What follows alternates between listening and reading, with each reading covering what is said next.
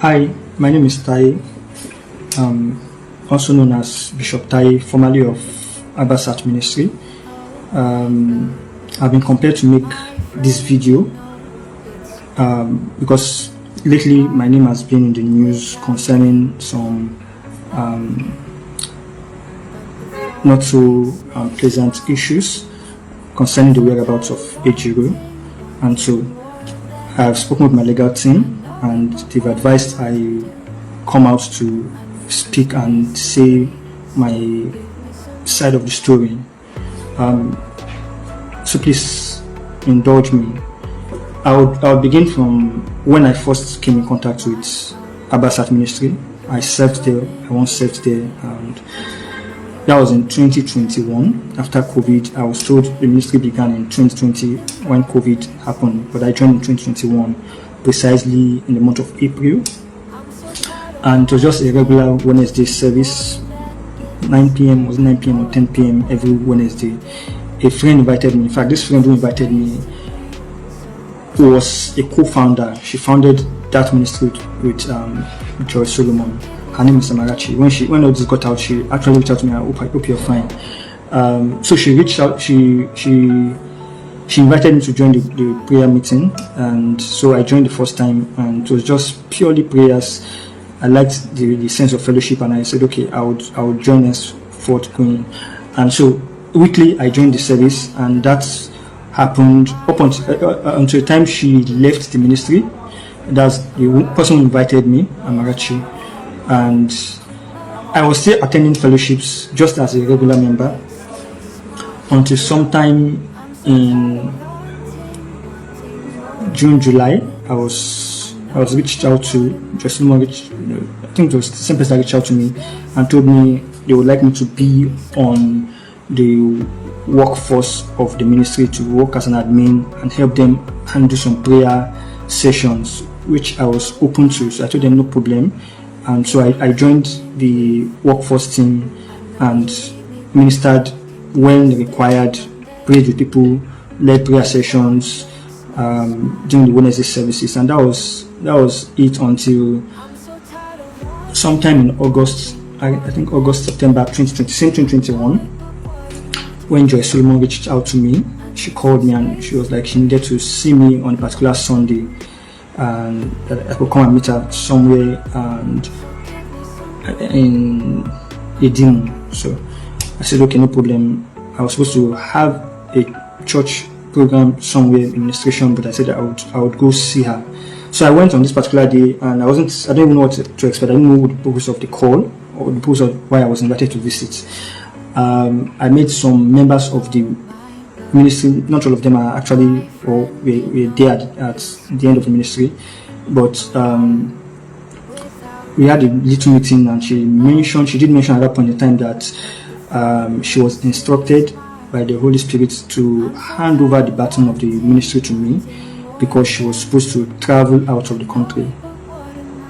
Okay, and at first that felt overwhelming, and I didn't even know what to make of that. But eventually I accepted to do that. So she said she was going to step aside, and she would no longer be in the picture. She would travel and may not have time to focus on the ministry, so she needed someone to do all that for the ministry. So I said okay, and that's how I came to become a leader in Abasat Ministry, and we still continue to our Wednesday fellowship. Every Wednesday we met, we prayed for people, we prayed for the nation, we prayed for the church. We just prayed as we were led at that point in time, and this was all there was to it, purely all there was to it, just Wednesday services and all that. So fast forward to 2022, and this is where it gets personal for me.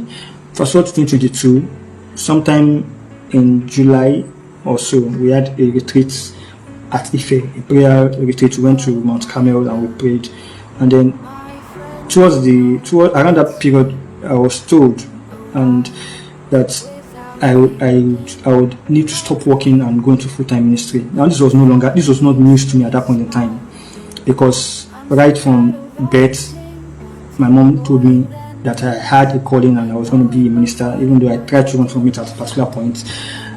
But at some other point, I just accepted and knew I was going to ministry. So when she told me that you need to leave your job and focus on ministry, I spoke with my wife. In fact, I told my wife before we got married that I would likely stop working at a particular point in time and going to full-time ministry. This was way back in 2016, 2014, 2015 when we were dating.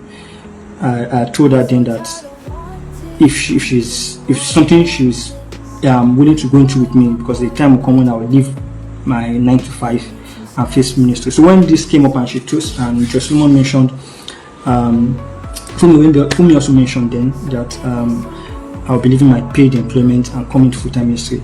I prayed about it and I felt peace about it as well. So I resigned from employment and focused on ministry full-time. And that took effect from October 2022. Now, without 9 to 5, it was pretty difficult. You had to manage family and everything, the children's school, feeding, utilities, and all that. There are other obligations to family members that had to go and friends around. But somehow we were still able to manage and pull through. And there are times that nothing was even available at home, and she would reach out and say, "Oh, please, I sent something to you, manage." And that was what it was. At that point in time, she was also facing some challenges, and we tried to encourage each other. And this was just purely what it was. Meanwhile, at this point in time, when I was facing all these difficulties, services were still ongoing, still Wednesday services, nothing out of the ordinary. And then sometime in 2023, I will try to cut some parts because I don't want this video to be unnecessarily long. Sometime in 2023, she reached out to me, and I was supposed to renew my house rent then. And she mentioned, "Oh, Bishop Taiye,